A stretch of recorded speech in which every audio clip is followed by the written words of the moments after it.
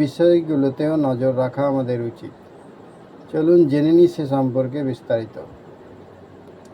অ্যালার্জির সমস্যা। মেঝেতে প্রায়ই বেশি ধুলোবালি ও ময়লা জমে।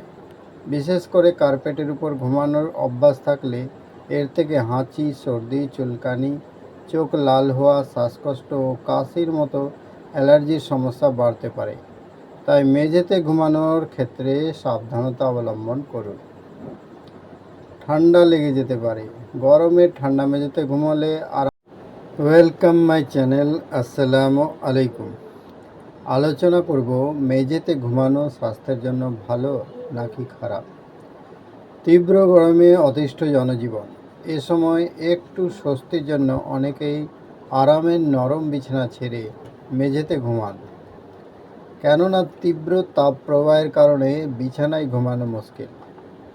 মেঝের ঠান্ডায় দিব্যি ঘুমিয়ে যান। তবে আপনি জানেন কি মেঝেতে ঘুমানো স্বাস্থ্যের জন্য ভালো নাকি খারাপ?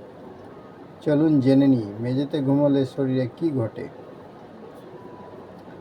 মেঝেতে ঘুমালে মেরুদণ্ড সোজা হয়ে থাকে, ফলে যাদের পিঠে ব্যথার মতো সমস্যা আছে তাদের ক্ষেত্রে উপকার মেলে।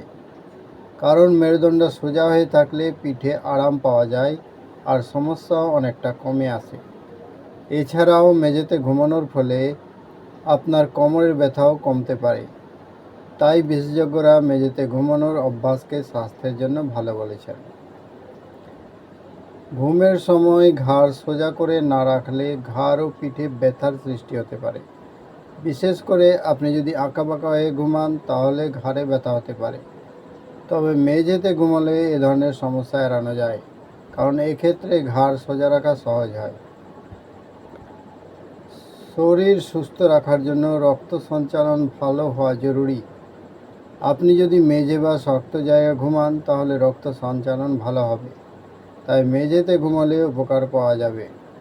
তবে আপনার যদি ঠান্ডা লেগে যাওয়ার সমস্যা থাকে তাহলে মেঝেতে না ঘুমানোই ভালো। গরমের সময় অনেকে অনিদ্রার সমস্যায় ভোগেন। গরমের ফলে বারবার ঘুম ভেঙে যেতে পারে বা ভালোভাবে ঘুম নাও হতে পারে। এক্ষেত্রে মেঝেতে ঘুমালে আরামে ঘুমানো সম্ভব। তবে মেঝেতে ঘুমালে শরীরে কিছু সমস্যাও হতে পারে। সেই বিষয়গুলোতেও নজর রাখা আমাদের উচিত। চলুন জেনে নিই সে সম্পর্কে বিস্তারিত। অ্যালার্জির সমস্যা। মেঝেতে প্রায়ই বেশি ধুলোবালি ও ময়লা জমে। বিশেষ করে কার্পেটের উপর ঘুমানোর অভ্যাস থাকলে এর থেকে হাঁচি, সর্দি, চুলকানি, চোখ লাল হওয়া, শ্বাসকষ্ট ও কাশির মতো অ্যালার্জির সমস্যা বাড়তে পারে।